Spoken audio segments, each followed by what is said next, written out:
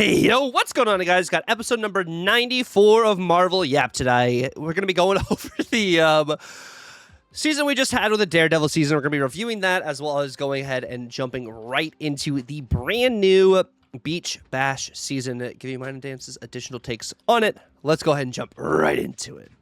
And as always, I am joined by the absolute, and I mean absolute, hostess with the mostest, Not My Dance today. He's a little dumbfounded because I changed it up on him. He was not actually expecting me to say anything like that. Huh? I think this is 95? 94? 94. In 94 episodes, it's always been, is it always I'm joined by the host, or we're joined by the hostess with, God, wait, am I just like Berenstain Bearing myself, like the Mandela effect here? Do you always say I am? I feel like I actually, that's a good question. I feel like I changed it up, but Dance. Sorry, that's like so unrelated, but like I just, you said that and I was like, I don't know if he's ever said I'm joined by the hostess with the mostest. I feel like it's typically like it flows a bit better though, actually. I'm joined by the hostess with the mostest, or we're joined by. Let us know. Am I Mandela affecting myself, or what? Anyways, how we doing today, Dance? I'm doing well, my man. Beyond that question, that who knows I mean, I could easily look at past videos. I'm deciding not to, actually. But I'm doing well. It's a fun time. I'm stoked for the new season. Mm-hmm. What we've been doing, at least we did last week, where we had KM on and also talked about all the cards a little bit. I've really been enjoying that because it feels like it just lets us keep like feeding each of those cards, giving us a little bit more info, a little bit more thoughts that we have on each of them as we go further into it. Mm-hmm. And even if it's like, I don't even think it's fully repeating, because we also get the perspective of, whoever we're guesting on, especially at that time. It makes me really appreciate these episodes even more. So I don't feel like we're having to rush between them, because there may have been points that we already covered. Yeah, and I think also on top of that, when we had KM on last week, we didn't have the dev video. So like we have more answers now post having KM on the podcast, which having KM also helped kind of us articulate kind of maybe some other, ideas or processes for the cards that maybe we hadn't considered to kind of help us kind of another backing, I would say, ourselves. Because today, with the YAP, we are going to be talking about this, of course, Daredevil season that we just had in review. We're going to be talking about the Beach Bashing, which I said that completely wrong because it looks different on screen. But and here we're going to be talking about the brand new season, which, by the way, is a shorter season because it actually cuts off before the very end of June. It ends in June. Yeah. But we have Spider-Man Brand New Day season starting a bit prior, probably because they want to pump out as many Spider-Man cards as possible. But when does the movie come out? The movie doesn't come out until like the end of July. Oh, interesting. Okay. Mm-hmm. Interesting stuff there. But yeah, I'm very stoked for all of that stuff. It's going to be very cool. I love the Spider-Man things. We're not talking about any of that stuff. We're talking about the Daredevil season to start off today. The Daredevil season in review, Tuck. I've liked this season. It's been a really fun time. Yeah, I think this season's been great. Also, I want to say before we even jump into this, we are approaching on episode number 100 of Marvel YAP. And honestly, I think we want to potentially do a mailbag on episode number 100. I know they do that on a lot of other channels here that do, Marvel Snap content, but we want to hear from you guys. If you want to have your comment featured on episode number 100, which should be around that July 14th mark, please start commenting on each and every video using the keyword that we do have at the very end of the video. So make sure you guys check that out. It will be in the description as well when I go over the outro. That is when the keyword will be announced, so definitely keep that in mind. But we are talking about the Daredevil season in review, which, Dance, you actually got to do a video on Wilson Fisk. Of course, was not the season pass card, but one of the original cards that came out over here as well. Yeah, no, the card that came out in the season, obviously the season pass card, we'll talk about him first before we talk about Wilson Fisk. Is Shadowlands Daredevil, who is and was a 2/3 with the on reveal ability, shuffling 3 demons. We draw a card of 6 more power plus 2 power. A lot of people were really low on this card as we went into it. And I think the only reason you and I were a little bit higher on it was because I had said, hey, bro, I feel like I've already messed with this card a little bit. I feel like it's really good. And I think legitimately, if it wasn't for that, I feel like we both would have probably been a little bit lower on this guy. And I don't think actually it's that great, but I also don't think it's bad. I just think it's a good card. It's just fine. I think it is a pretty good card. Pretty good. And I think, honestly, what this put into perspective was something we were already kind of heading towards the end of last season, is how good techno-organic virus is. And being able to have smaller bodies that can be hit by techno-organic virus, whether it is a martyr that's a 1/6 now, whether it is the demons, whether it is, Shadowlands Daredevil, like having some of these cards to be able to be hit by that and be infected allows you to really just play a bunch of raw power onto the board. While Shadow King does exist, Shadow King doesn't hit, of course, the ongoing additional power of the techno-organic virus. It doesn't hit these just big statted cards that work well with Shadowlands Daredevil, give you priority into a bunch of different situations. Like there was just a lot of just big power that was happening with this card. But of course, I would say the power output of this card wasn't the most power output we had this season. We had some other cards that also had some insane power output. But yeah, I think this was just a good season pass card. Nothing like this is absolutely broken or busted. It was just like, we have just a good season pass card. Yeah, it was just good. It was a good card to add. It felt like a new archetype almost. It was just like, hey, it's just adding something different to the game. That's, I think, exactly what we want to see with a new card. I love it, and I'm here for it. I will say, I think, honestly, the best card out of this whole season is the one I got to do the video on, Wilson Fisk. You think Fisk is the best card of the season? I feel, unless I'm forgetting, second best card of the whole season. Yeah, I was like, are we sure? I almost forgot. I almost forgot one. Okay. Yes. Second best card. I think I thought this was the best card of the whole season up until very recently. Yeah, and I think it's fair. It's like when you have Fisk in your hand, and sometimes even in your deck too, this card more often than not is going to be a 3/9.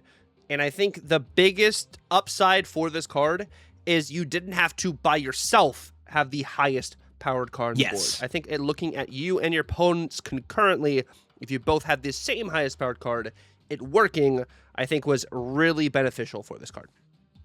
Yeah, no, it was absolutely fantastic. I really enjoyed that, and it felt great. Honestly, this card was just a very good card, very powerful. It was just, the best part about this was that it could beat Mobius. You could play this before your opponent could Mobius. And I'm gonna be honest, I'm actually kind of excited for the next season because I'm over Mobius. I'm over it. We're not doing like an OTA like guessing because OTA is happening after or next week. So we'll deal with that then, right? Because we're at the almost end of our like OTA cycle, and we'll talk about that more, I think, next week, just in terms of how we felt after 3 weeks without one. Yeah. But Wilson Fisk was a cool card. I just enjoyed it. I didn't have any qualms with this card. Yeah, no, I think this card wasn't like oppressive by any means. Yes, it helped your opponent potentially sometimes get prio, or you get prio sometimes, but it never was like, oh, they played Wilson Fisk, this is horrible for me. Like, it really just felt like this is just a good statted card. And just because they have Fisk on the board doesn't necessarily mean they win the game. It was like, okay, it was like, dang it, they got that. But it was never like, oh, I've lost because they've done this. It was just like, no, okay, they've got some prio here. They've got that, and it's not great, but it's still fine. I don't know. It is what it is there. All right, let's talk about the card that is apparently too good to be a 4/6. Yeah, right? The fact that the dev said that in the video, or not in a team answers post, they said Karen Page, who has the honor of your ability to give one of your 1, 2, and 3 cost characters +2 power each, was too good at a 4/6. Is wild to me. Dance, I gotta be really honest with you. I forgot this card came out this season. Fair. I really thought Karen Page came out much earlier than this season. I genuinely was like, wait, actually, that's how much blurred, like, seeing everything else has happened for. I've lost games to Karen Page. Like, on my hand, I can count the amount of games I've lost to Karen Page. But I literally forgot that this card came out this season. And I mean, what it does is okay, but it's just like, I would rather play a lot of other cards before I play Karen Page. I even maybe got a card this week just for playing Team Clash that is way better than Karen Page. Yeah. I don't know. I feel like this card, I'm gonna give maybe, and it's still probably a crazy take. I feel like Karen Page is probably okay, legitimately in terms of balance. If you're gonna compare the low end of cards, I think there's a lot of cards that should be buffed up, and I don't believe Karen Page is like not even in the bottom 10 of cards that should be buffed up. But that's not saying she's good and great. It's just like there's worse than her in the game. She's kind of just okay. She's meh. She's not offensive in that way to me. Does that make sense there? Yeah, no, I think that the idea of Karen Page needing a buff more than like 10 other cards definitely is something that eludes me to. I don't think this is a card that is like the worst card in the game. I think it's okay. I think there's a lot of cards that need extra help. While a 4/6 Karen Page would be better, like don't get us wrong, we do agree that. And I think it'd be balanced. And it would be balanced. We don't want that before some of these other cards get buffed. Like that's just the general idea there is just get other cards buffed before you buff Karen Page. Let this card be what it is, and whatever happens. We'll talk about this card in 3 months and say that we want it buffed around then. Sure. Yeah, sure. If I remember this card in 3 months, we could talk about. If I remember it is wild. That's fair. This is the one. Ooh. Talk about Punisher War Machine. This is a weird one. So Punisher War Machine came out after Karen Page. Like I'm telling you, Dan, some of these cards I literally forgot existed because I just don't see them like at all. Did you watch the Punisher special? I did watch the Punisher special, and I really enjoyed it. I wish it was much longer. You did? I wish it was much, much, much longer, but I did enjoy it. Do I think it's better than either Punisher seasons? No, but as its own little separate piece, I did enjoy watching it. It felt like it didn't feel like a story. It's just kind of where I was left with it. It's like John Wick, but John Wick, of course, has stories, but... Yeah, it was just like, it was John Wick in terms of action. Yes. But there was like no story, basically. And that's kind of what I didn't like about it. But, sorry, it's unrelated. That's, by the way, my guess of why. Because, again, Punisher War Machine was originally data mined to release at the start of the season and then got moved down 1 week. Mm-hmm. But I think that is so that he could release and coincide with the Punisher special, which they didn't like officially collaborate, right? Like we'll see with the Brand New Day season next month, but I'm guessing it's that. Yeah, which a sidebar, did you watch any of Spider-Man Noir yet? I haven't, honestly, at all. And I think that my plan is, because I'll be going out of town here in a couple weeks here, and I think my plan is to mostly watch it on like the plane and out and while I'm gone currently. Is the whole thing, they released all of it, right? Yes, it is in color and in black and white. And I'm gonna watch black and white. I started watching it black and white, and then I was like, I wanted to see what it looks like in color. And I have swapped to color, not because I think color is better, but we're watching it so late at night where we're tired after like being with all the kids and stuff. That's honestly so based. Like, I need to really be able to focus better. And I'm gonna hope I can just download it, and then might just download both versions of it, and then see what I stick with. But it's great. I've watched 2 episodes so far, and I have actually enjoyed it. You know, it's like a crime piece. You know, like it's like a detective kind of story. So like I like that. My wife really likes that too. But guys, we're getting sidetracked. Punisher War Machine, of course, came out. No way we're yapping. And, bro, it's been 94 episodes, and we're not gonna stop yapping about random stuff halfway through. Dude, it's so cool that we're almost at 100. Like the fact that you mentioned at the beginning, and we're actually like having to think about that is so. Sorry, like that's so cool to me. We missed. A lot of people missed. I don't think this is a bad card at all. And I think this. I disagree. You think this is a bad card? Oh, you know what? Maybe trap card is the answer. Trap card better, yes. I do think this is a card, unlike Karen Page, I think is going to age really well and progressively get better. Sure. Which happens. You know, we have some of these seasons where like, oh, this card came out, it is really bad right now. Oh, wait, this card is actually super playable now. So I think there's that for this here. Like Sebastian Shaw on release was like, ooh, Sebastian Shaw. And then not saying like now, of course, Sebastian Shaw's okay. But like there was times where it's like, oh, they have Sebastian Shaw. Oh no. Like I got to calculate for, this power and then stuff like this. Of course, this is extra energy. But I think the main difference with those two, even like though I made that comparison, is we have so many other extra energy enablers that are just better. And I'm interested to see when we have Quicksand come out, how that affects the scope of things. Because like with a Punisher War Machine, maybe you're like, well, I see they have Quicksand on the board. maybe I need to not hit it, and I build my deck around in such a way where if I hit Punisher War Machine, it's great. If I don't hit Punisher War Machine, I'm doing all right. Whereas like other decks that like ramp and stuff, they're like, well, I need to have this extra energy to make this play. I need to have this extra energy to make this play. So I'm interested to kind of see where this falls there. But I do think I was definitely super high on this card, and I definitely was wrong about how high I was on this card. I want to take us back to when this card came out. We had Smiles on the pod, and we did a tier list then. Yep. We put him, I want to say, in B tier. I think so. I think I remember then. I've said it a few times around then because what was it? Oh, actually, because you got to talk about Punisher War Machine in review with Kocha, and I talked about it in advance. I said this is the card that's the most swingy, and I wasn't certain which way to go on with it because it is a very strange ability. And I think this is one that's like, I'm glad I kind of hedged my bet here a little bit because it felt like this was going to be really good in advance, like when people looked at this. But the 2 power stat line is very difficult. I don't know if that's changed. If anything's changed in this card, in my opinion, it's the text to either let you win it before he's on the board, or to just say that, have the text be clear that he needs to be on the board. Again, concurrent, because it does not use a concurrent wording. If it was concurrent, I think the wording would be better. I think also if this is a 2-3, I think our ratings go up higher. Yeah.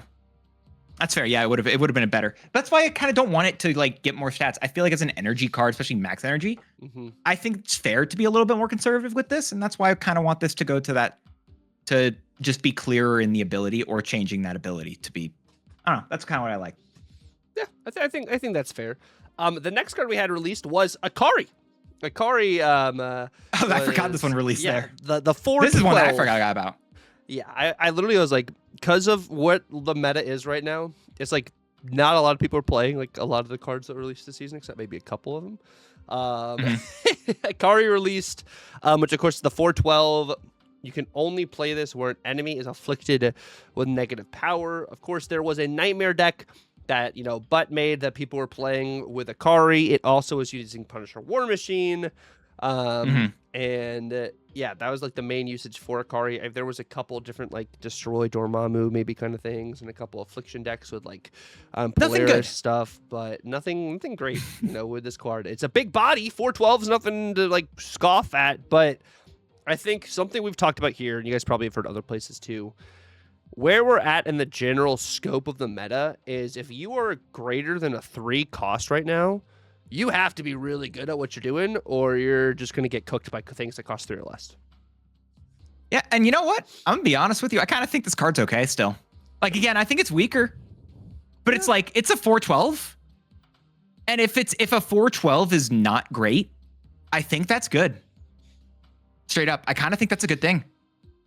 I mean, okay. Maybe that's a bad take, but it's just like, I think if it's a 4/12 and we're struggling to find great places for this card, I don't really want this niche 4/12. So. Yeah, I don't know. It's weird. It's a weird one. I like what this card has done. It's not really great, but I like it.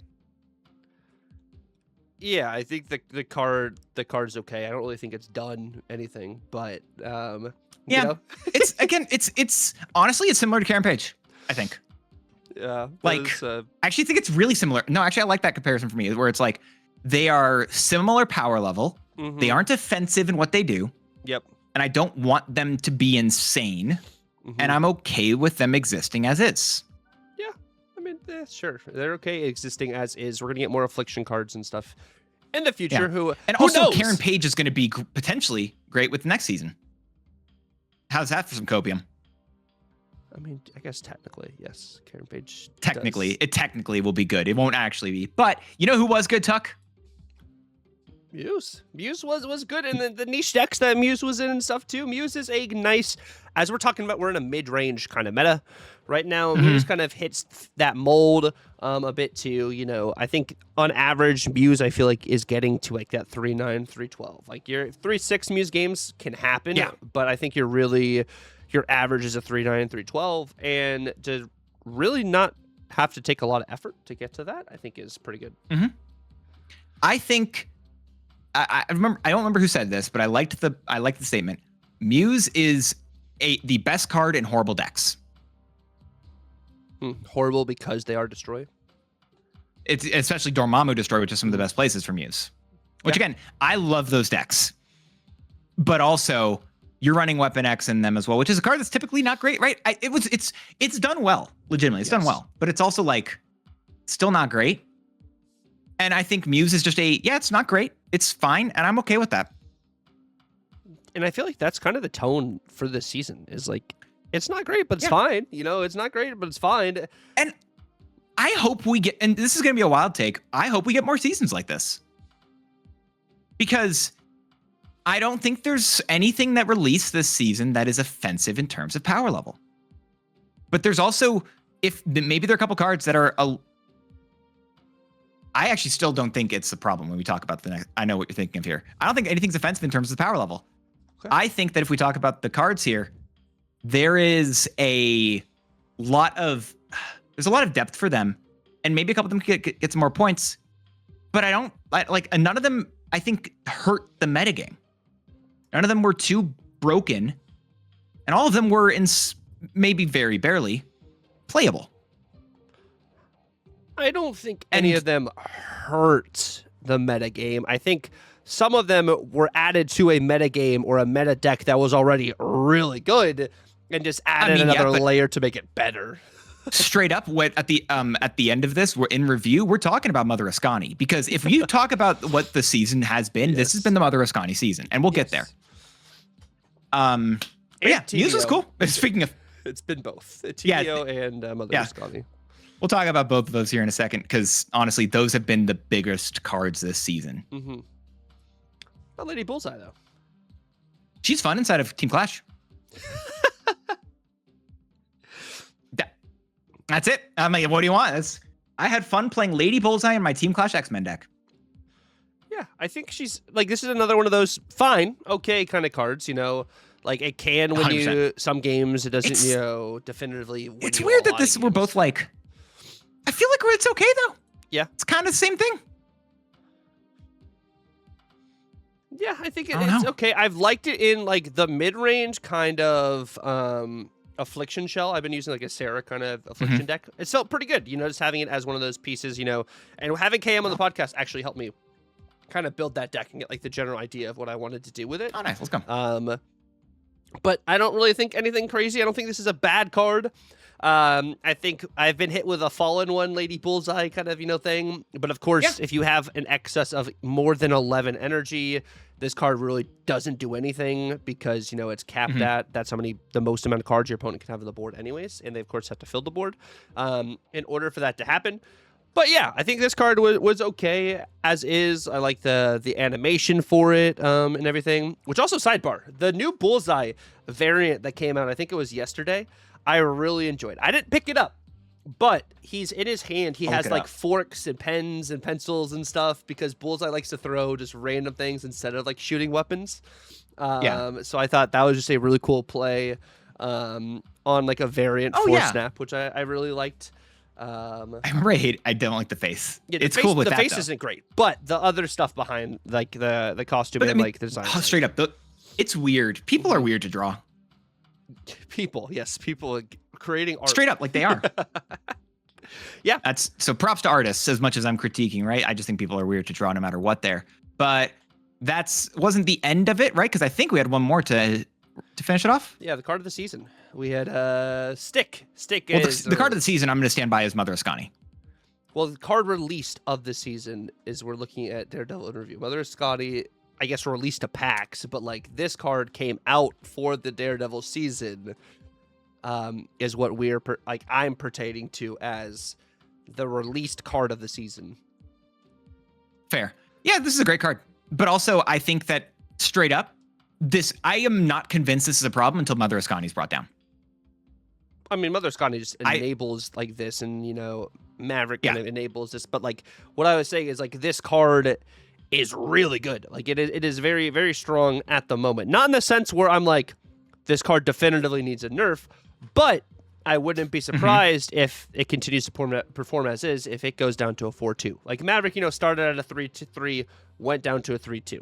And I wouldn't be surprised if we saw something in the future where this went from a 4-3 to a 4-2.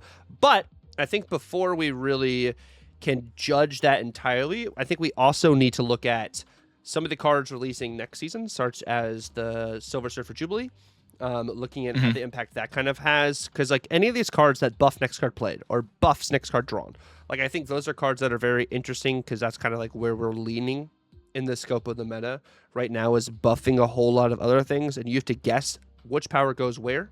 I can only Shadow King potentially 1 to 2 lanes if I Grandmaster it and guess appropriately. And the whole priority battle is another thing we have to like think about. And I think that's what like KM actually was going over the deck that's using like stick and and everything right now. And I think something that he mentioned that I actually like as well is that yes, a lot of people are playing this. There's a lot of mirrors back and forth, and it's a lot of green power, yada yada yada. But there still is a variety of different ways to use skill expression in those decks. And it is the order of which, well, I'm actually going to activate my Maverick now to buff a Prodigy that becomes Maverick to get a bigger buff later.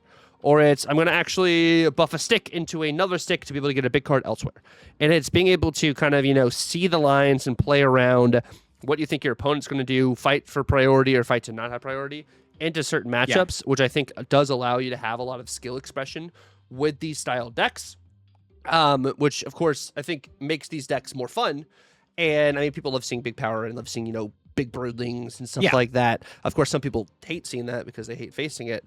I hate it when my opponent does it. I love doing it. But these decks are not super easy decks to play. I know everyone's trying to play them, but not everyone's playing them efficiently. And I think that is something to note. And I think that's one of the main reasons potentially why Mother Ascani didn't get hit last OTA. And I don't know if is for sure going to get hit this next OTA, just because Mother Ascani is another skill expression card. And it's a lot more people at like High Infinite that are complaining about Mother Ascani, kind of like with Show Lao kind of thing, opposed to at some of the lower Infinite. So, Mother Ascani actually, I think I also think that if you look at, again, public stats for what you want to argue, in the last week, she has an insane popularity rate, according to top 50%. Right. She's got 29% popularity in the top 50. And if you go to top 10%, it gets to 31. And it's like the Iron Patriot thing. When card is good, 32. When card is good, card gets played. But that doesn't mean the card always wins because card is played. Exactly. And also, I also think with Mother Ascani, we're getting a lot of mirrors. Yes. And thusly, her win rate's it's 50.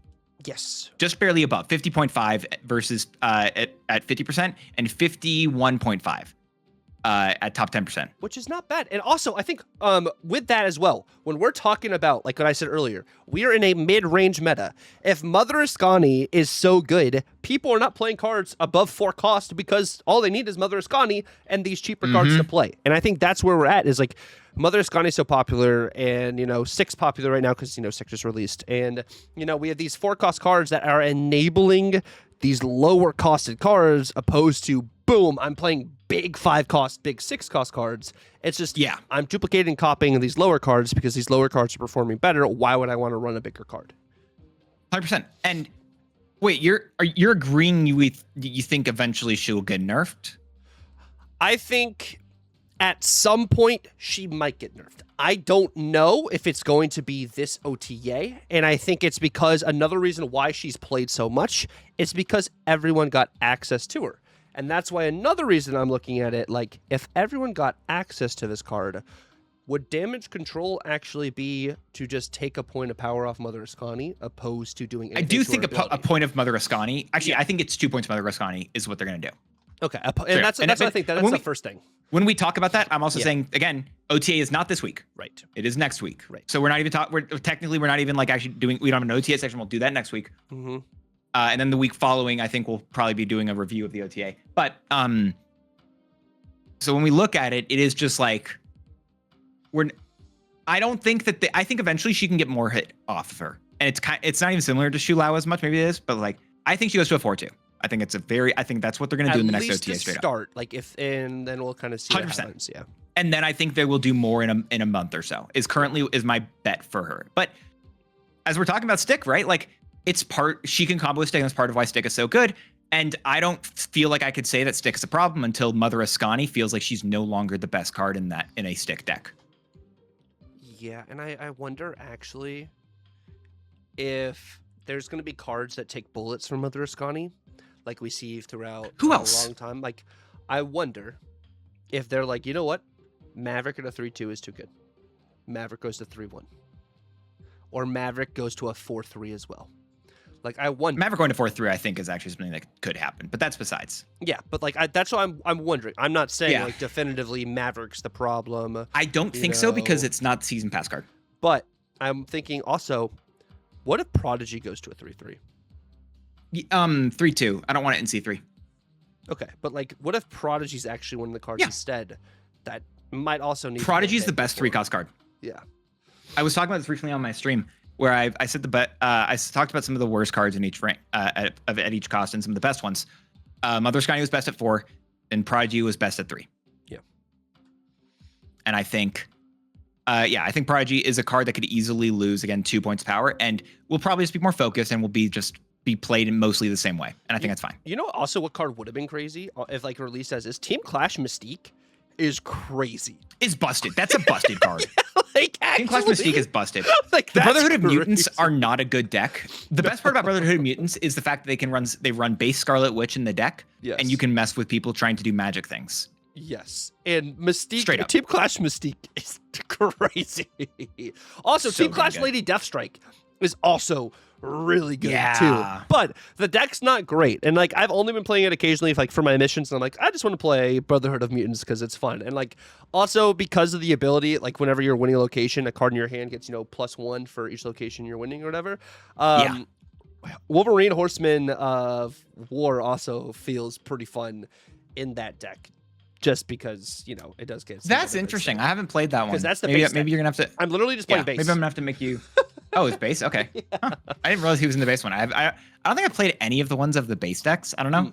I always like messing with those changes. Which, speaking of, let's talk about the last card of that again. I feel like was super relevant for this season, which was Techno-Organic Virus. Yes. The Techno-Organic Virus, which again, that kind of enabled a lot of stuff for Daredevil, for Wilson Fisk decks, like all of that stuff kind of comboed. And I think the Techno-Organic Virus is a cool card. I don't, again, take issue with this. I thought of an idea of how I thought they could potentially change this card. Okay. If they changed it. Mm-hmm. Copy this to, because I think honestly, for the most part, it stays the same, but they add the, what is it? They add like the Weapon X thing to it, where it says copy this to your hand with +1 cost. Increase the plus cost 1 more additional power next time or whatever. Okay, I got to be honest. I genuinely do not understand what you just said. Yeah, so basically the first one that you get is a 1/2, then it becomes 1/4, and then it becomes 1/7.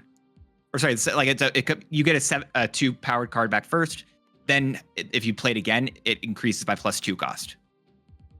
Okay, so you're saying... I think I said that poorly, but there you go. So the way you're explaining it is the way Weapon X works. When you've destroyed 3 cards, instead of Weapon X getting +1, you get +2. The way you're saying for Techno-Organic Virus is you play Techno-Organic Virus once, goes back to your hand, and only gets +1 cost. If you play Techno-Organic Virus a second time, this time when it comes back to your hand, it is up by 2 cost. So instead of it costing 2, it would cost 4. Yeah. Okay. And then... Maybe not. I don't know. Basically, I don't know. I wanted it to go... I want 1, 2... Oh, yeah, actually, wait. What was it? 4. Yeah. No, I agree with you. Okay. God, I'm confusing myself here because it's such a weird ability as well. But the problem is you don't have a lot of dials on this card. They hit the only dial they could last time. Yeah.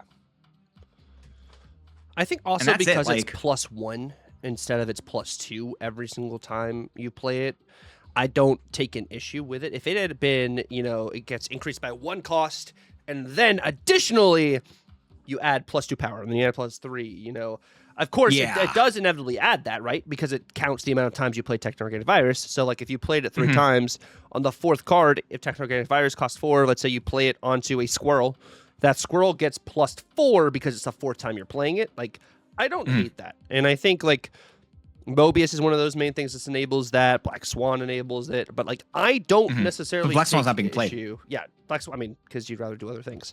But I don't take issue with this card. And I think this kind of feels just like a fair big stats kind of card. And like you have answers to it per se. I mean, I guess you have answers to Mother Ascani, right? But True. like the answer to like a techno-organic virus is like you have Cosmos, you still have Cosmic Ghost Riders and stuff. Like the Mother Ascani, it's like, well, I have Shadow King and Mobius, but like still even Shadow King Mobius, if they dodge your prio, like then you just have other means there. Whereas like this, it just feels like there's better outs to this, and you can just scale over the top of some of this power. Like I think that's something that feels more fair. I would say with this here. But I also think we were okay with this card when it was doing +2 cost, right? You and I both, I remember when we were on the podcast with Glazer in particular, we both said, this is fine as +2. Because he's like, does this go to +1? We're like, no. Immediately it did. Yeah. But we both said excited. No. I was like, oh.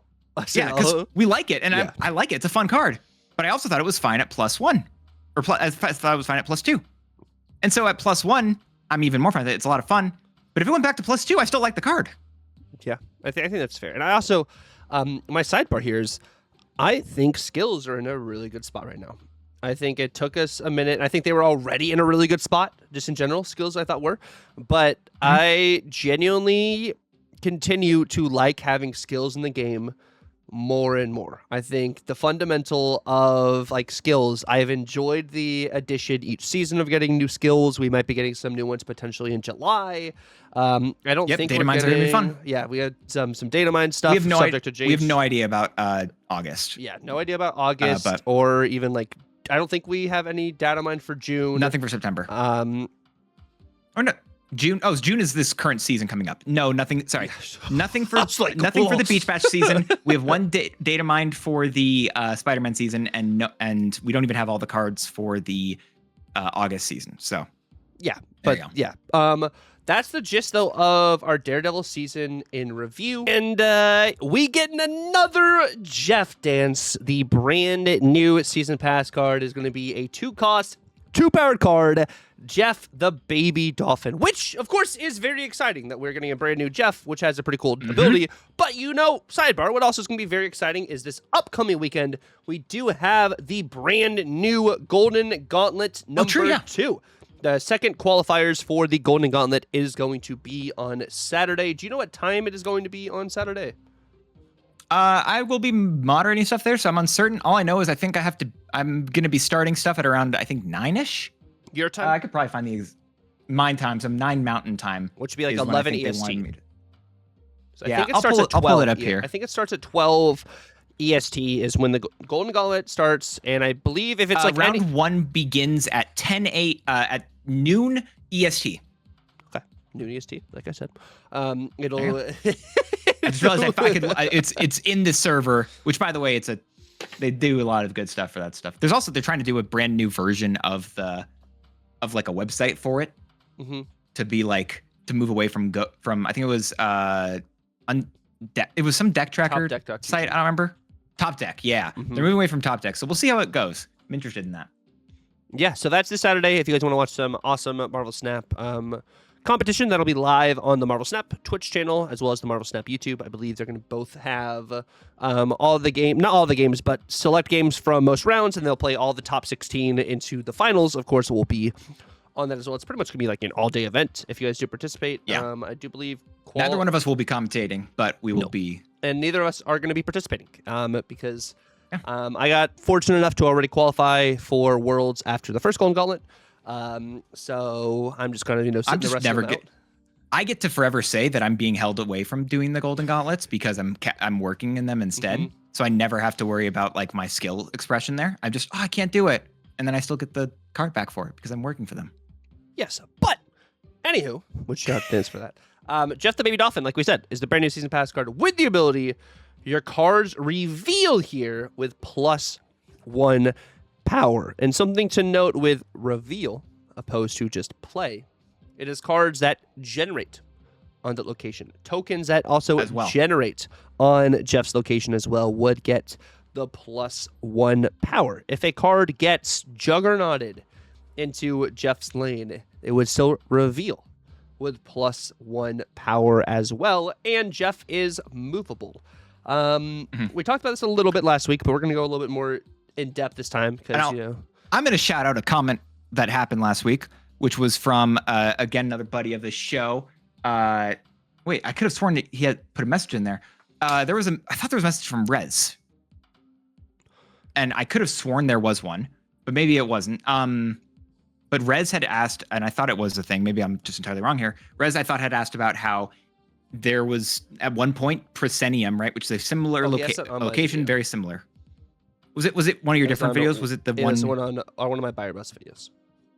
Okay, got it. Yeah, so on the buyer bust one, yeah. Okay, well then I'm just gonna pull that because Tucker does all of those, of course. But with the buyer, with that comment, what he asked was, there was a time where a card revealed, but not like being played there, and it didn't reveal with extra power. And he had asked, do you have any idea what card it was? Any card scenario, it doesn't reveal with it. It used to not add power to generated cards until the most recent patch, in which then it started doing it. So, answer to your question, Rez, which I know it's not the way you wanted it. And I was going to type it. I just never did because I keep getting distracted. The reason is because it changed in the most recent patch. Yes. So that generated cards now do that. You also did hit the fact as well. This is movable once. It's a good card. Yeah, I think this is a card, especially in like, spoiler alert, like the best deck in the game, is something you're more often than not going to be playing on the leftmost or the rightmost location, and then moving it to the middle later on in the game for a Grandmaster kind of play, which Brood links onto Jeff, by the way. The first Brood, the Brood, of course, that has the unreveal, would get +1 power, and then the Broodlings also would reveal with an additional +1 power. Because so we +2 on them. Yeah, so we +2 onto the Broodlings, which can add some crazy plays there, which also something I was thinking about, just a card thought I had. Thinking about that deck, which that style deck has been around for a while.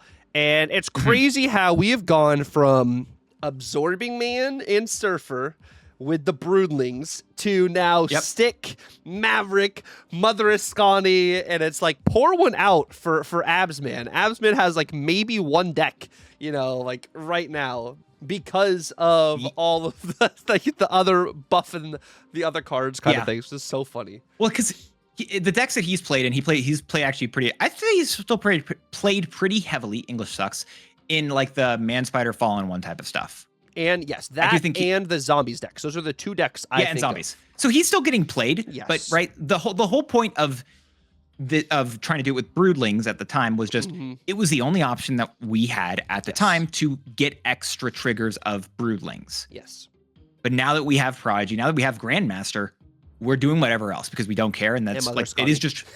And Mother Ascani is just legitimately Brood is forever actually just a good card and has been a good one for a while. So Jeff, of course, having great synergy with that is absolutely great. I love it. Again, the generated cards is a very big deal here. I also don't know how much I can talk about this card without looking at the super premium season pass card. Yes, and I think also something to note before we even talk about Venus, Jeff is going to be a bit more predictable than Venus because you have to play cards have to be revealed in that Jeff lane, opposed to being absolutely global like the super premium season pass card Venus is, which is a 3-cost, 3-powered card. When your cards in play are empowered, meaning they gain green power, gain permanent green power. And ongoing bonuses do not count. Yes, ongoing bonuses that is very specifically not permanent green power. Yeah, that is a new keyword that they did add in the most recent patch. But again, that's kind of what they're. Did you watch the dev video, by the way? Yes. Did you hear how? Because again, it was Datamined as boost. Yes.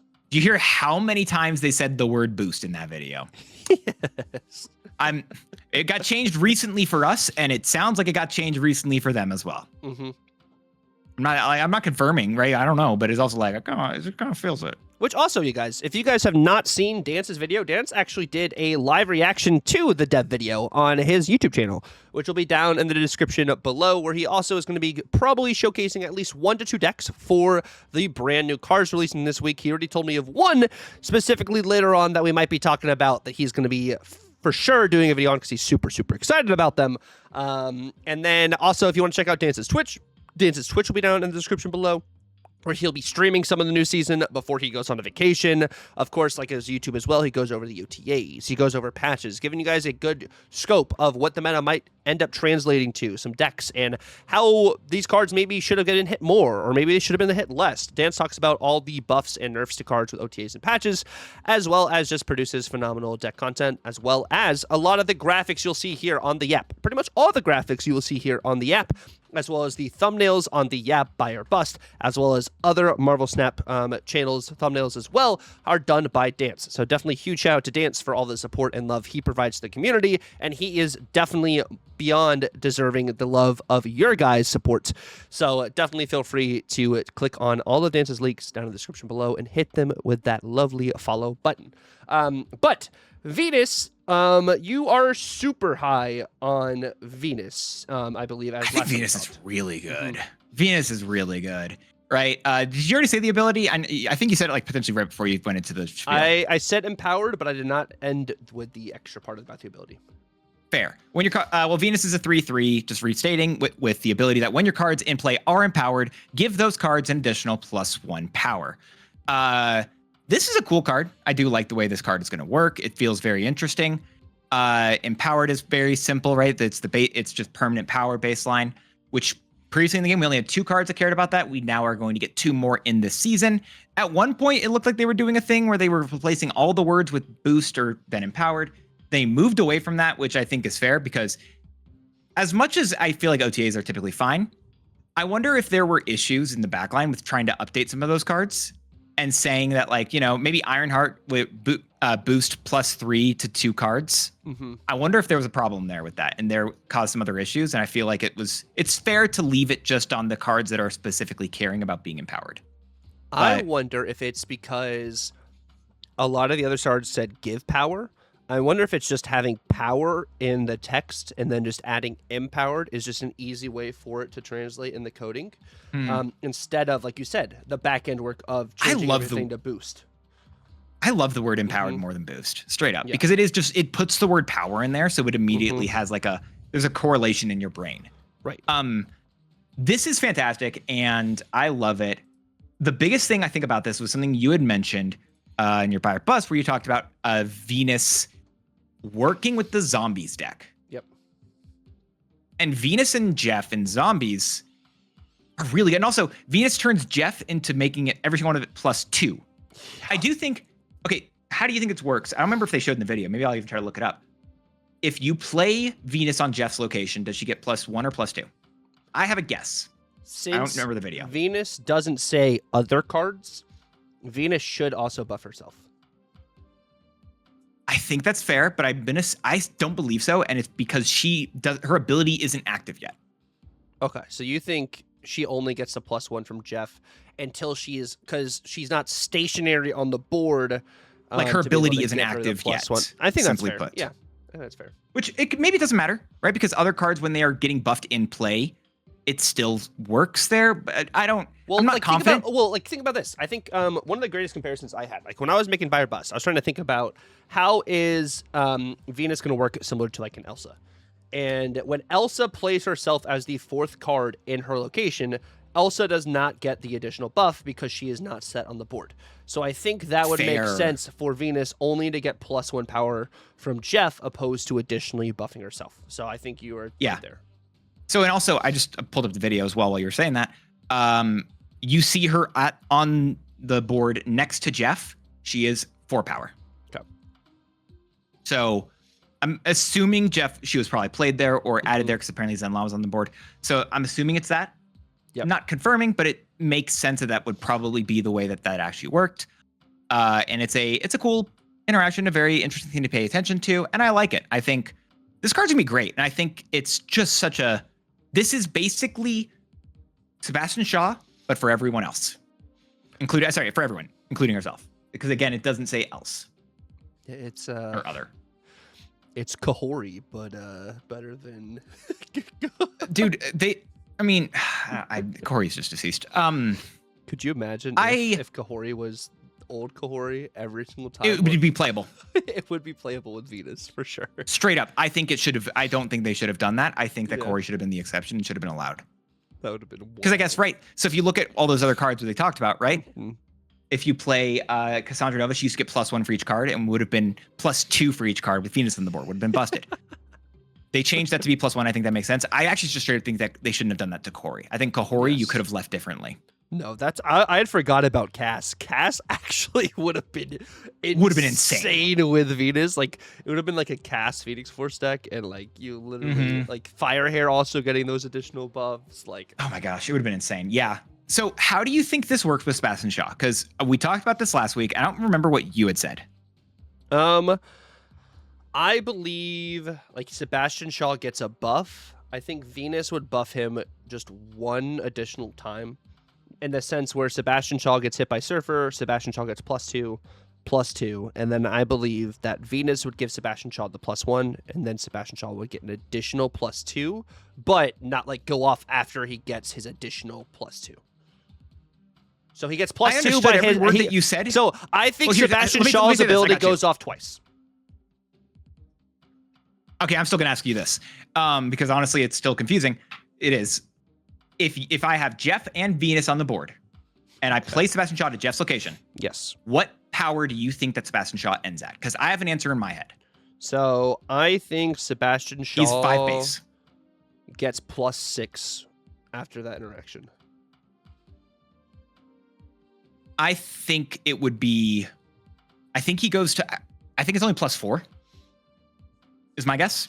I do not think his ability is going to trigger twice. Okay. Because, and here's the biggest thing, right? You're going to argue. The question will be how it works together. We don't know that for certain. Maybe they've answered that. Maybe we just don't know. But technically, with both Venus and his wording, they infinitely scale. Just on their own, not even together. Because if I play a card and it gets additional points of power with Venus, then Venus's ability would technically re-trigger, and it would get extra points of power because of Venus. But then it got extra points of power, so it has to re-trigger because of it would infinitely scale legitimately. We don't know. Okay. But that would be, but that's my current like question about how that might actually work there. I think it's 4. I could see 6. I will say I never got a chance to be happy about the fact that I was correct about Stick. Yeah, you're right about Stick, because like the so wording this is my like place to lose. I mean, I guess.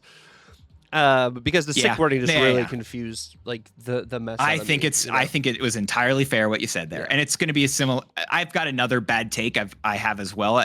We've already covered, I think, for the Spider-Man Brand New Day season, and I'm loving trying to figure out how this stuff works. What was the Spider-Man Brand New Day? That I think it might that there's Aunt May who says give a movable card -1 cost +2 power, whatever, something like that. Mm-hmm. And I think it will work for. I think she could hit Madam Web. Because she has movable in her text.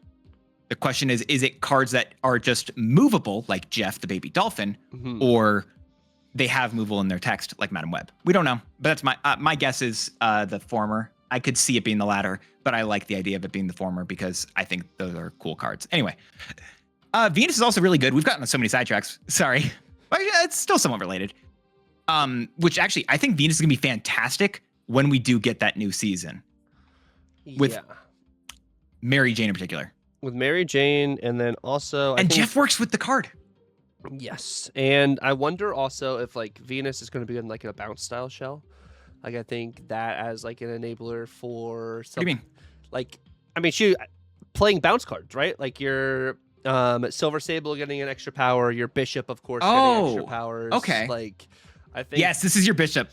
Yeah, this is the Bishop change I've been wanting for him to get +2 again, but yeah. And you know what? I've been against the +2 base. Yeah.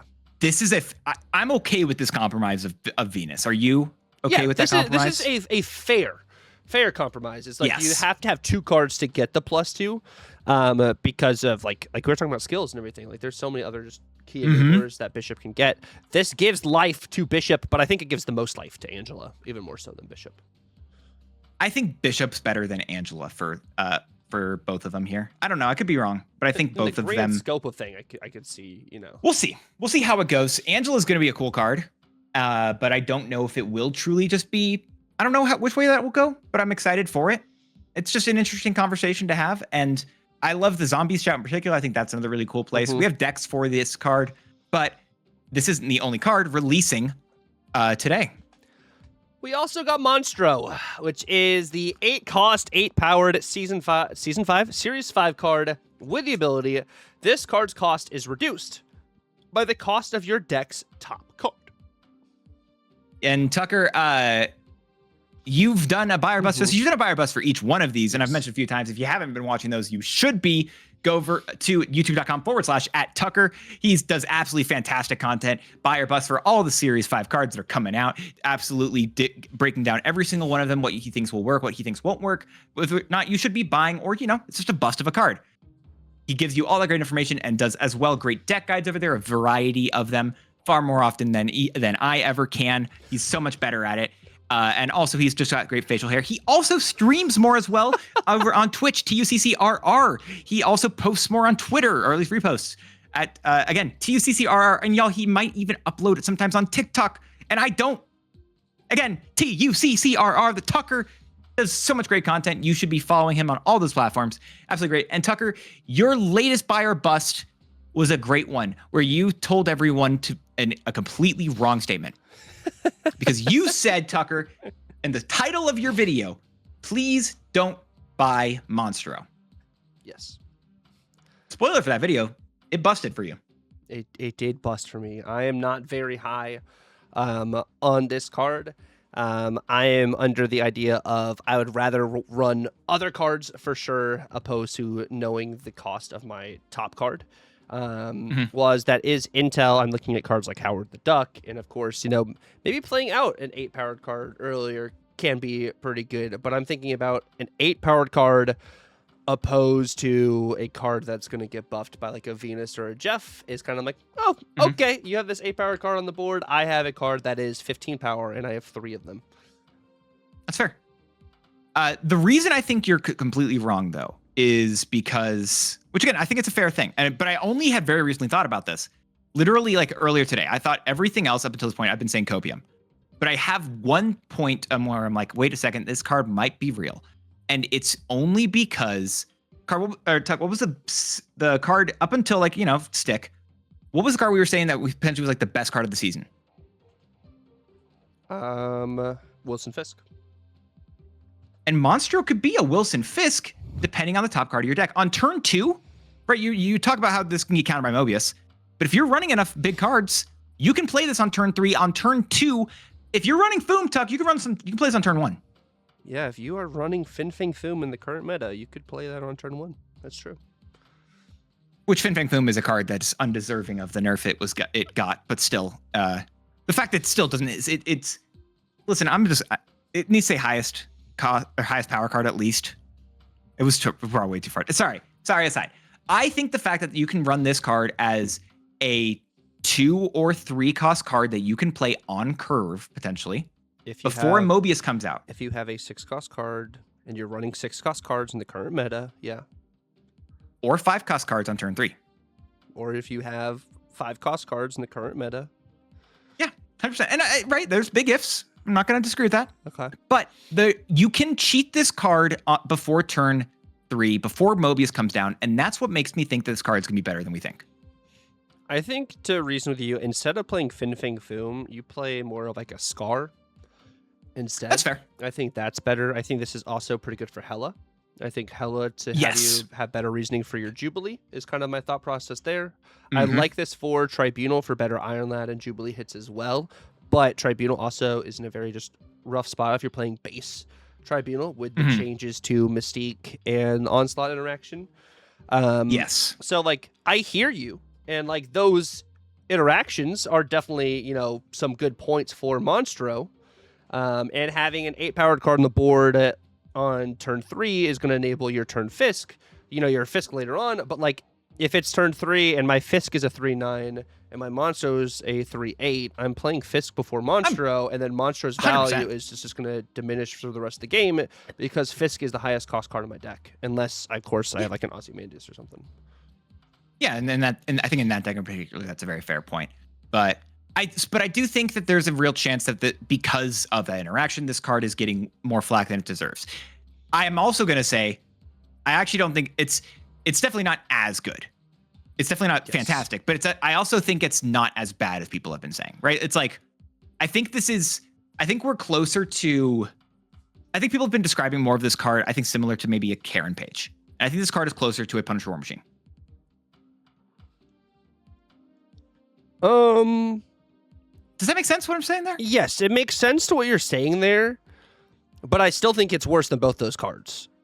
I don't think this card is a bad card, but I don't think it's as good as like even a Karen Page or like a Punisher War Machine. You think Karen Page is better than? Oh, that hurts me, bro. I'm so stoked about this. And I think when we make also like the Wilson Fisk like comparisons too, Wilson Fisk, I am going to be more likely to be able to get on the board than I will a Monstro. Fair. And I think I build my deck in such a way that I get more value of a Wilson Fisk than a Monstro. And because it's even more so draw dependent than like Wilson Fisk is. Yeah. But right. So we've already kind of established this as a pseudo Fisk potentially. But you've also said the other thing where this is a pseudo Howard the Duck that doesn't require you to play it. It doesn't require you to play it, but it also, just like Howard the Duck, takes up a deck slot. It does.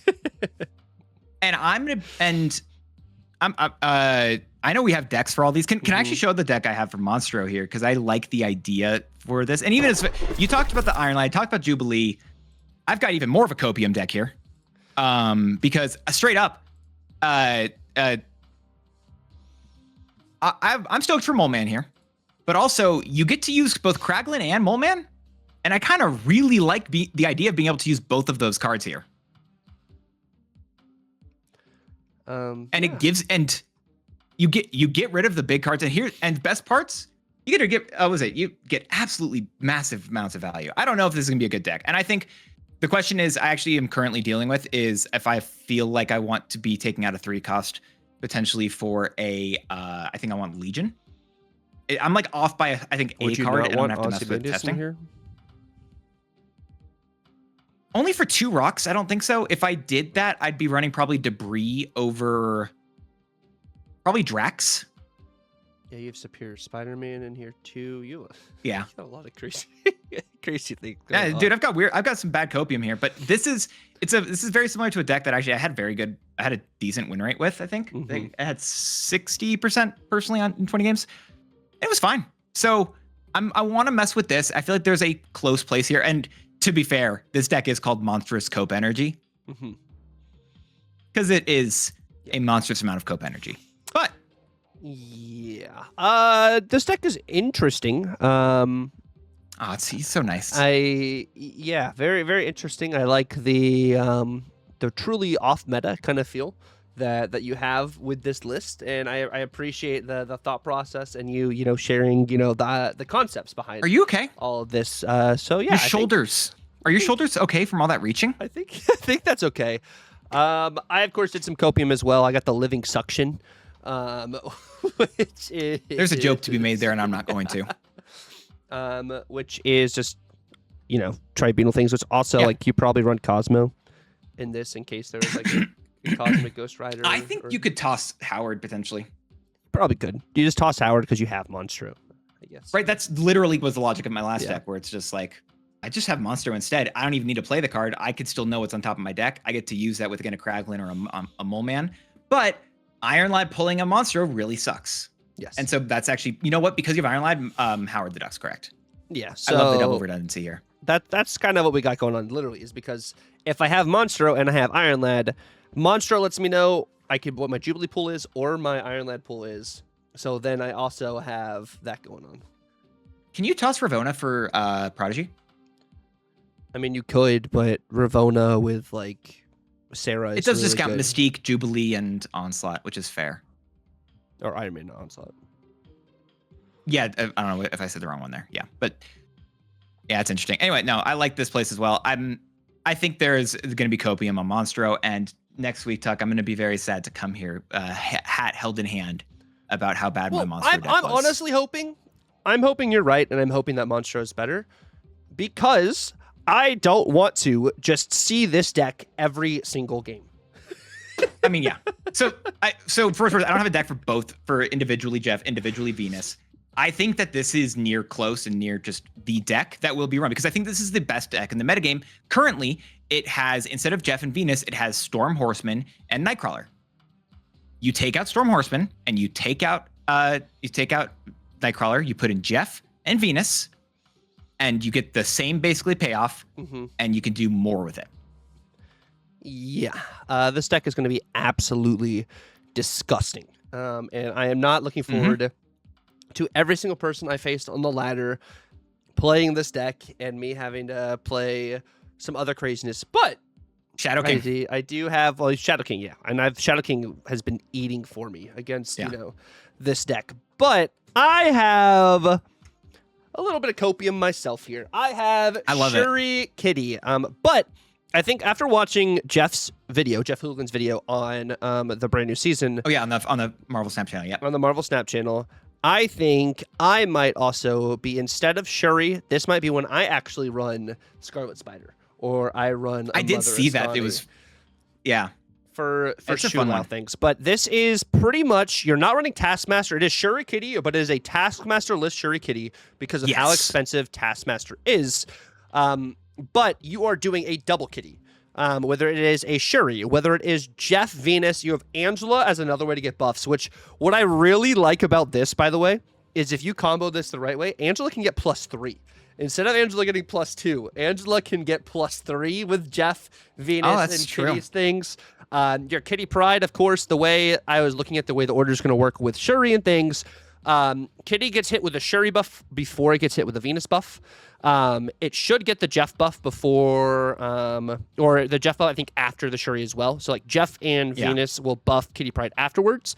But you're frigging the Kitty to be able to have 2 of those big-powered kitties and playing those in a variety of different lanes. You also have Show Lao, because you're playing more often than not, more than, like, 2 or more cards a turn.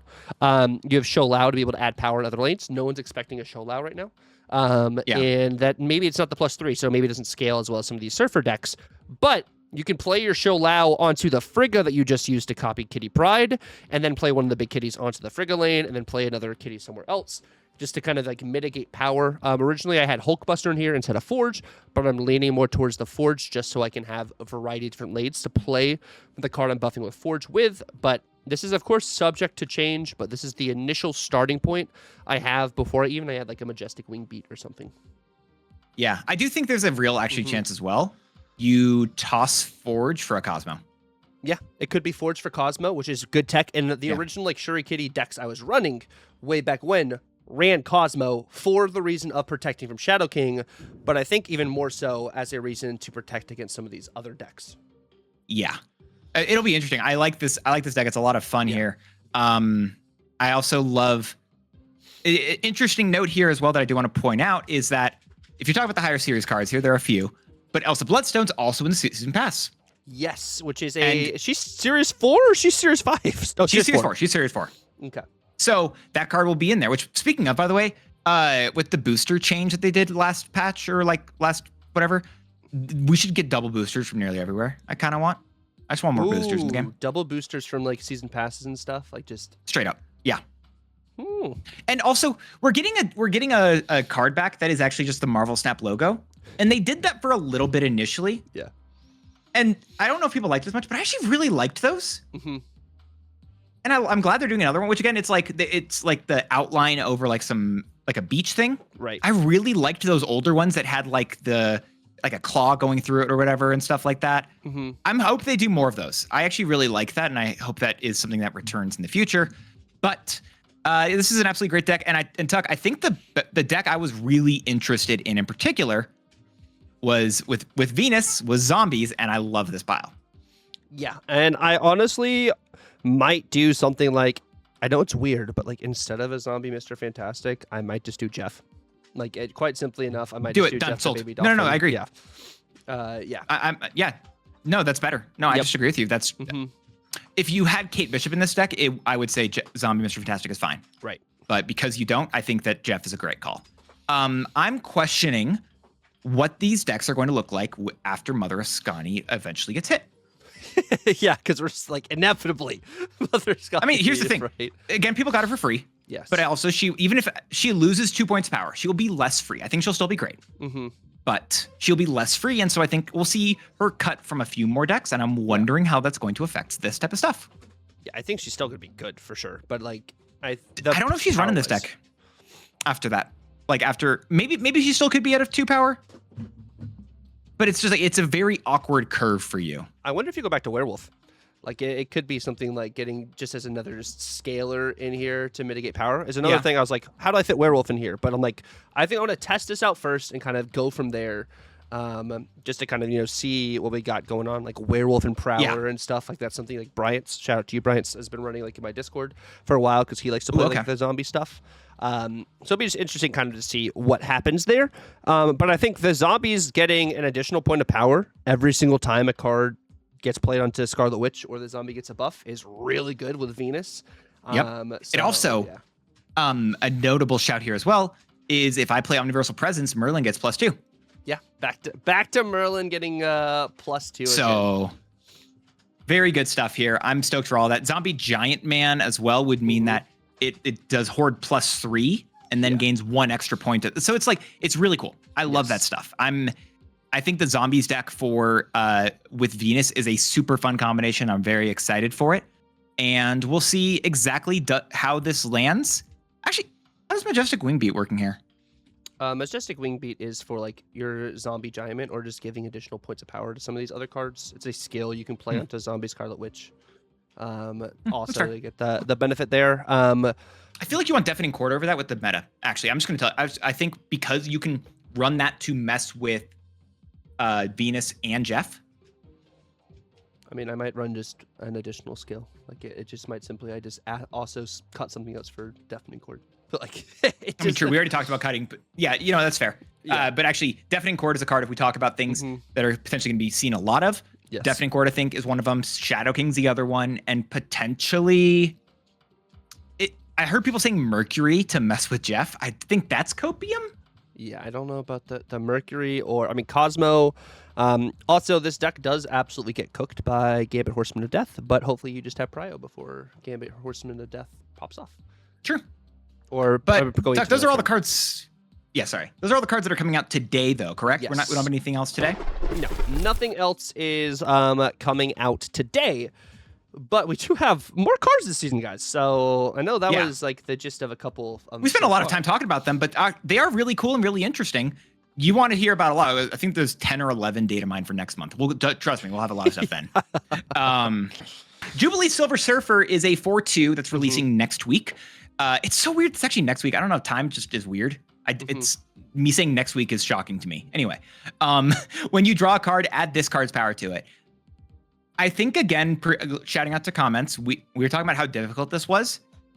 Copium, the best line I heard for this card is turn 1, you play like I don't remember what it was. Maybe you could just play Agony. Turn 2, you play Penny Parker in a different lane. Turn 3, turn 2, you have to play Penny Parker on the Agony lane. Turn 3, you get to play Jubilee Silver Surfer. And turn 4, you play the Spider onto Jubilee Silver Surfer. Yeah, I mean, that's pretty good. I mean, getting additional 7 points of power on every card you draw is. And if you can start that earlier, really good deals. I don't know if this card's good, bro.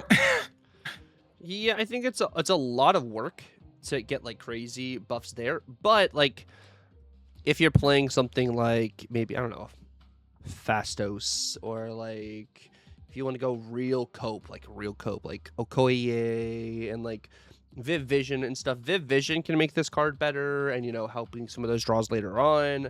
Like, getting additional points of power on cards you draw and your opponent's not necessarily knowing what cards that is pretty decent there. It's just like, why am I playing this over a stick? Why am I playing this over a Mother Ascani? It's just more so of that sense, opposed to necessarily playing around adding extra points of power. It's like I can do a lot of things like I could do with Jubilee Silver Surfer for like less work. Yeah, I think that's the biggest problem with this card, and we'll see how it lands because of that. It's just straight up like, yeah, you're right. I think there's just a lot of easier things to do that are going to give you very similar like actions, or give you very similar payoffs. So I like it. I am very much down with this card. I think it's going to be potentially not great, but I'm also okay with that still. Do you think this card's better than Carrier Page? Yeah. I can see decks where I want to run this card. I say that as plural because when we talked about Karen Page, I had one deck. Yeah, and I think actually it is the only deck that she was played in. I said Montro's worse than Karen Page in Punisher War Machine. I think that's a crazy take. I don't think he's worse to them. I think, like you said, he's more probably on that scale of them, maybe above them. But definitely not like the Fisk scale. I think he's at two tiers below like a Fisk scale. Yeah, exactly. And okay. I'm happy with that too. I can agree with that. She's gonna be. She's not really super exciting. I don't have anything against her. Nothing really for her. It's just kind of like, yeah, okay, sure. We'll see how it goes. Yeah, and I mean, you could also surge this card and stuff. Like, there's definitely ways Nico and ways to add power. How does this work with Daredevil? Which one triggers first? Is it order of play? I bet it's play order because it's both says when you draw a card. Okay, I mean, I thought you were saying something else. Like, definitively, either way, the card you draw is going to get the Jubilee buff. But the question is, does Daredevil get buffed? Daredevil get buffed if the card's over 6 power after Jubilee adds the buff? Gotcha. Yeah, I bet it is just play order there because I think that's typically how it goes in game. So, all right, yeah, that makes sense. That's the only other thing I feel like I'd have questions about with this card or that might change it, even if a lot of the variants for are bad. Yeah, the variants are horrible. Spoiler alert for the buy or bust. What Dance does make it, yeah, it's actually a good variant that Dance used. Like, he edited it and made it much better. Yeah, I had to do it. Yeah. That was, I think, the one I had to do the most work on because it was like, God, like all of them just look like Ultron, and it was difficult to make it look more silver and less metal, which is a weird comparison, but it is something you have to focus on. They look like Ultron is a great take. Or Jocasta. Yeah. Then next we do get Quicksand, Dance. So what is the Quicksand? Quicksand is a 2/4 that is going to be releasing into Series 4 in high voltage overdrive and would most likely, I think, be busted in that same game mode. Potentially, I think this will be banned in that game mode. Anyway, she has the ability that the next time your opponent would start a turn with bonus energy, they don't get it. And that is just, we talked about this last time. The only way I expect this card to work is if, again, let's go with Airshim. You play this on turn 2, Airshim gets not extra energy on turn 3. They would get it on turn 4 and onwards. Yay. I mean, it's the Airshim matchup, but like Fallen One hates this card. Star-Lord Master of the Sun hates this card. But I don't know if I want to run this card in a lot of decks. Yeah. Yeah, it's meta dependent. Like, it's definitely like a meta dependent card. Like either way, it depends on, what is going to like happen with it in general. But I mean, for what it is, for us to finally have a card that can mitigate, bonus energy is just good to have. Mm-hmm. I like it. It's also, again, it's not busted in terms of like you can't easily retrigger this with like a wand. You can't retrigger this with a onslaught or something like that. It is just or it even isn't just like a constant thing. It is next time. I think the best comparison is to Negasonic. Yes, but you could Prodigy this so it happens again. Yeah, and that's a lot of work. I know. So I'm okay with that. Yeah, so I don't hate it. I think this card is pretty solid. So not opposed to that. Next, though, Dance. I wish this card read differently. And the card we are talking about here is the Submariner. I bet I know. Which is a Series 5, 1-cost, 2-powered card. When this is empowered, add a random 1-cost character to your hand with that same increase, if in hand or in play. So the big thing you're specifying there, it's something that was also specifically noted in the video, and I'm going to point to call it out when I did the reaction review thing. If this gets a point of power, let's imagine from Viv, goes to a 1/3, you would get a card, a 1-cost character that has +1 point of power. If it then gains +2 power from let's imagine a Gwenpool, the card that it generates only has +2. It does not have the plus whatever else.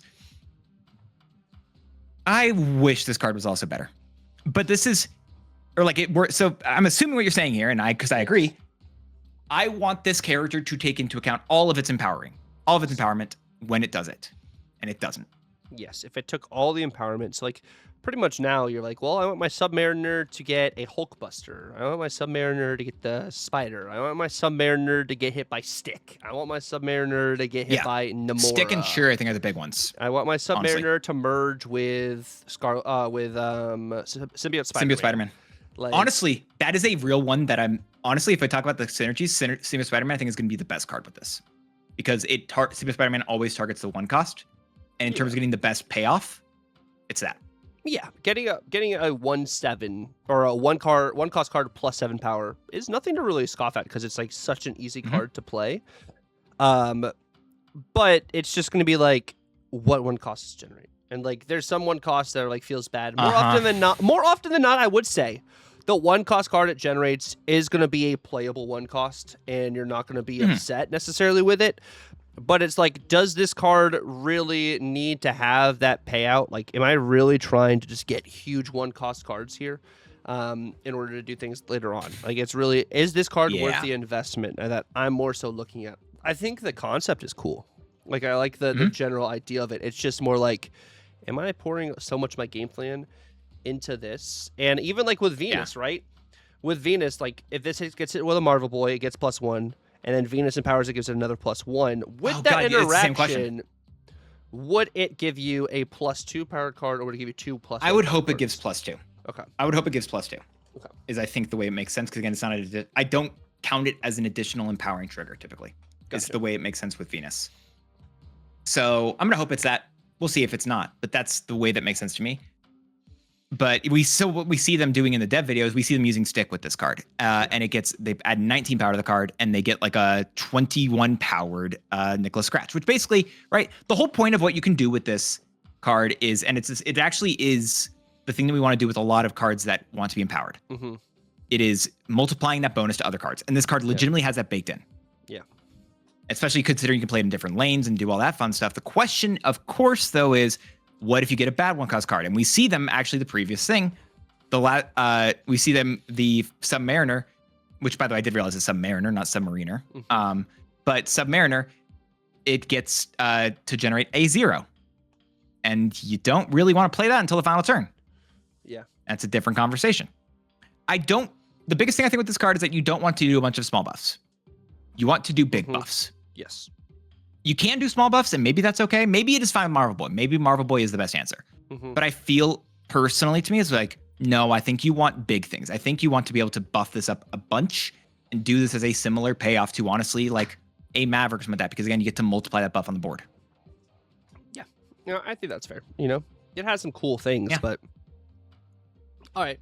Copium, you generate Agony, and then I Falcon this back, and the Agony that has gotten the massive buff from Stick and whatever, then I merge it again, and it's even bigger. I don't know. It's. I mean, that would be like a really cool interaction to happen, like for sure. Like I think that's that's a cool thing.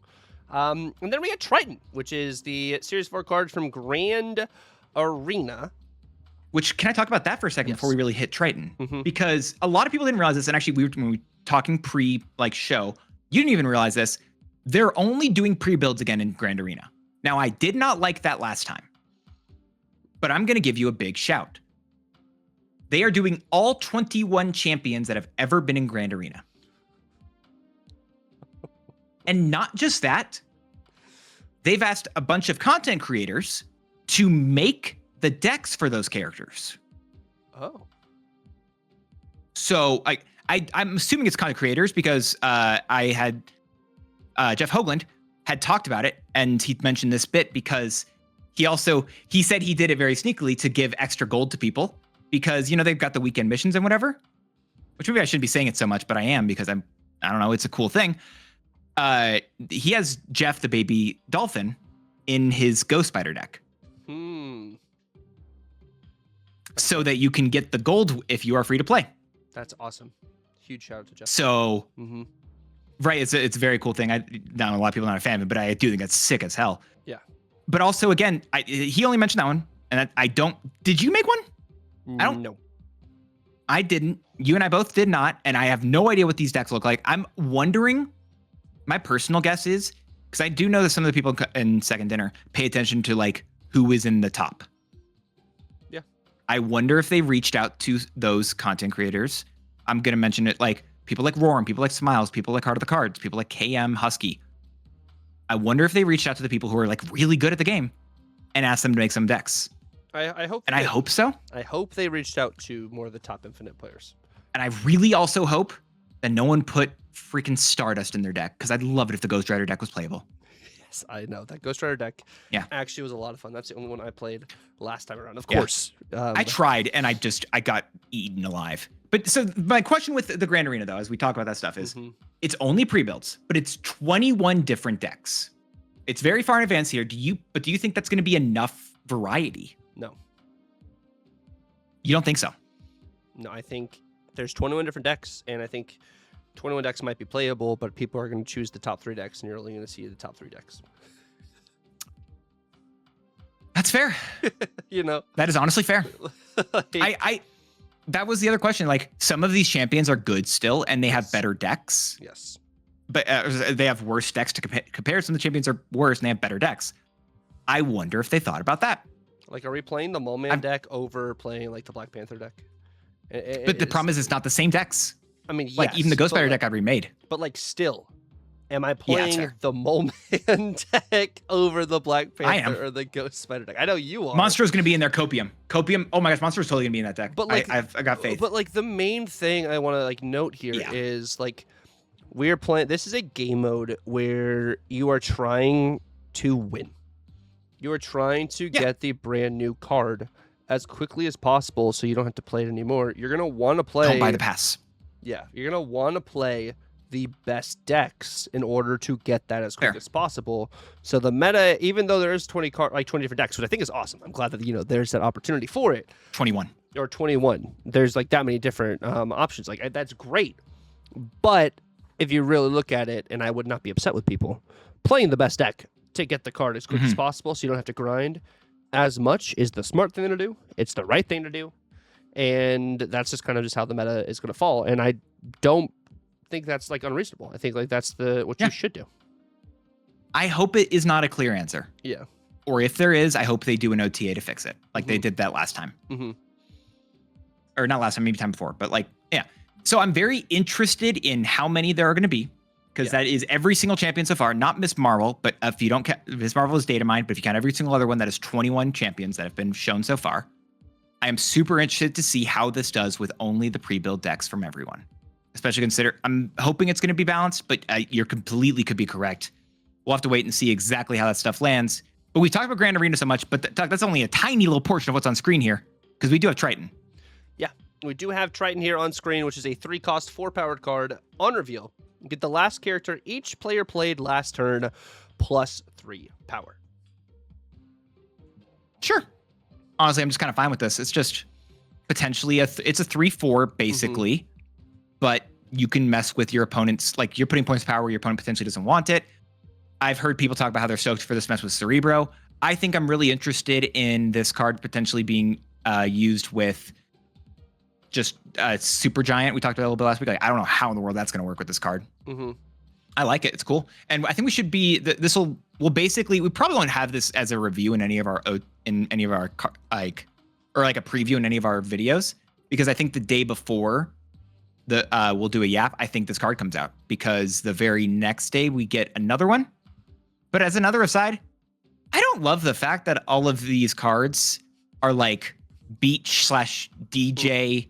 This is a sports variant, in my opinion. Yes, they're all sports variants, which is like, I wonder why they didn't do the base variants. Which is something very interesting. Like, I don't know. I don't know what their point is. It just, it's cool. Well, they would have been $100 though if apparently.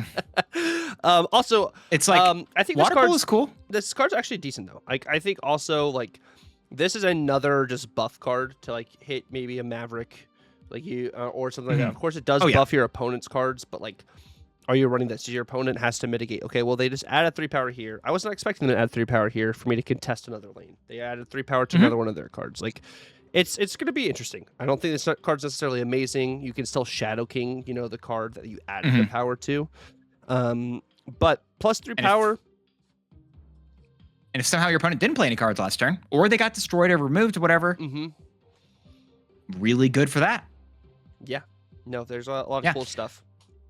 I liked I think I mentioned it last time, where it's like, you could try to, if someone thinks a card is safe from like a Shang-Chi, you can bring it into Shang-Chi range. Yes.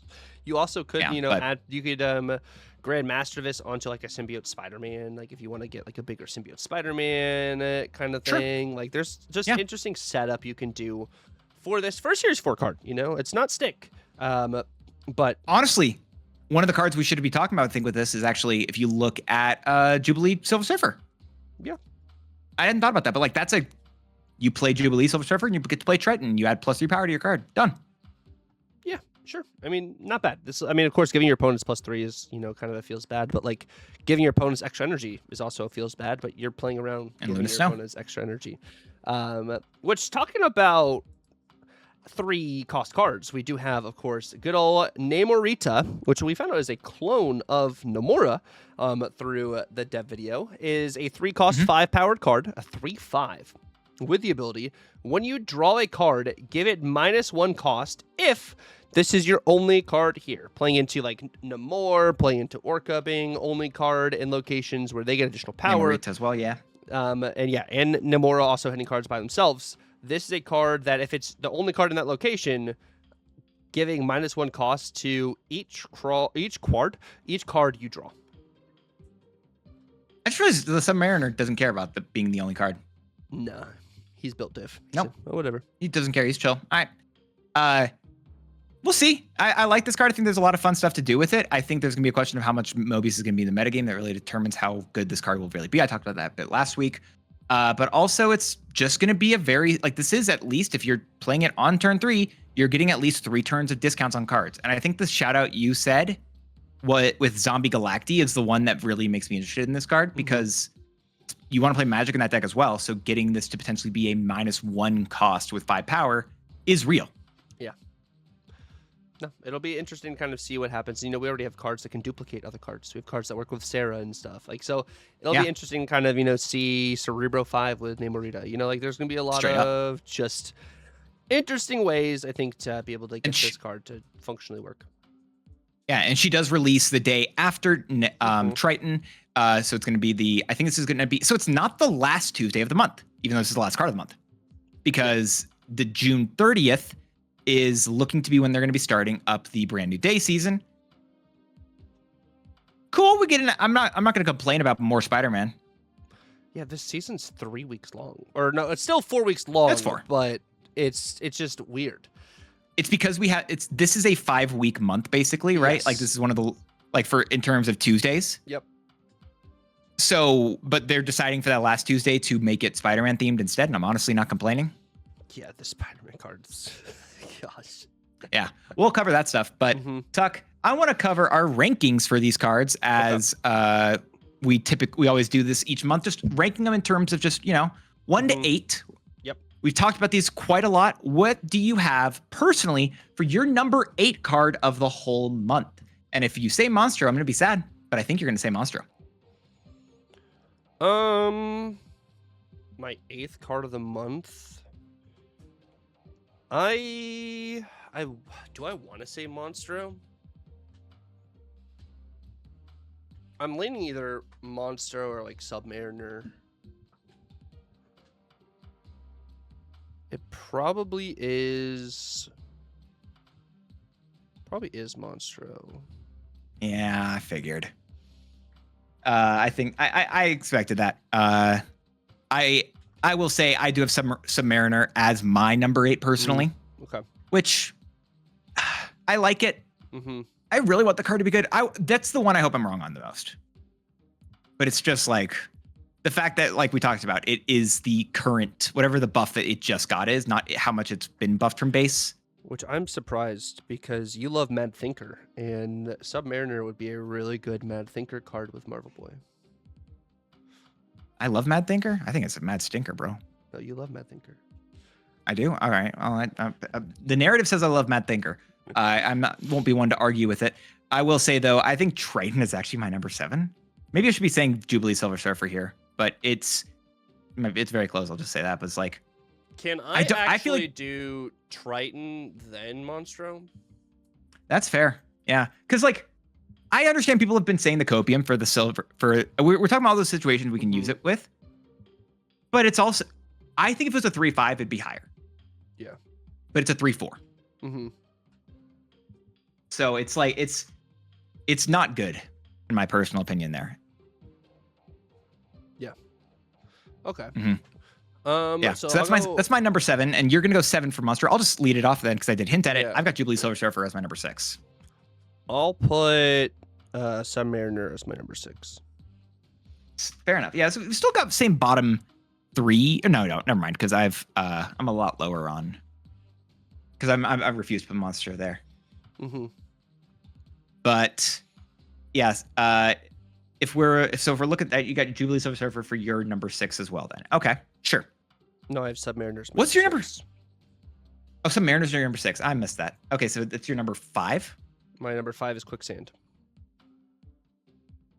You said Triton and then Monstro, and then you're saying Jubilee Silver Surfer, correct? No, Triton, Monstro, Submariner. Oh, I thought you could. Why did you just? I could have sworn you just said. Okay, whatever. All right, so Submariner's your number 6. Wait, what's your number 5 then? I just read so wrong. So it's Triton, Monstro, Submariner, Quicksand. I agree with that Quicksand placement. I think Quicksand is right. Like, I also don't want it to be super good as well. Mm-hmm. But I also think it is correct. I think at number 5. I'm gonna go and say that I actually think for the number. I can lie to myself and try to put Monster in top 3, but I'm trying to defend that in my head and I can't do it. And Monster is 4. Like I'm already coached so far in putting it in my top half. I just really like the idea for Mole Man. And it's probably still wrong, and I'll accept that. It's probably there is a personal bias here in terms of the card. I just like the way it works. But this is probably the number 4. Okay. I'm gonna put Jubilee as my number 4. So even though we've divided a little bit within our bottom 5, we have the same top 3, Tuck. We got Namorita and the Super Premium and Season Pass card with both Jeff, the Baby Dolphin, Namorita, and Venus. Who's your number 3? Namorita. Big agree there. I don't even think it's a question between that and the other 2. But right, all right. So looking at the top 2 cards, right? Which do you throw them up on screen? Which one are you deciding? Do you think between them? So I think this is a bit tough, but I think that I'm gonna stick to what I was saying last week. I think I have Venus as my number 2 and Jeff as my number 1. And I think Venus is going to be more powerful, and I shouldn't be doing this, but I'm looking at the movable season for next month for Spider-Man, and Jeff is fantastic there. Mm-hmm. And I think because of that, like I want him as number 1 because he is just. I'm super stoked for that Spider-Man brand new day deck with all the other like movable cards, and Jeff the Baby Dolphin is absolutely fantastic. I think he's going to be in that deck, assuming they all release as Data Mind. Yeah, the crazy card is like, you know how much we didn't like Human Torch? Mm-hmm. Human Torch, potentially in that Spider-Man Brand New Day season, is going to be scary. Whether it is getting the buff from Jeff or also getting the buff from Spider-Man Brand New Day. That'll be fun. There's a lot of crazy things that can happen. Yeah. That's going to be weird. I'm down for it. Yeah. But giving a recap real quick, though, you and I both have the same top 3. Jeff the Baby Dolphin as our number 1. Yep. Venus is number 2 and Namorita as our number 3. From here, we differ. Whereas I have Monstro as my number 4, Quicksand number 5, Jubilee Silver Surfer as my number 6, Triton as number 7, and Submariner as my number 8. I need to make a change. You have stance. Jubilee. I know I've changed already twice.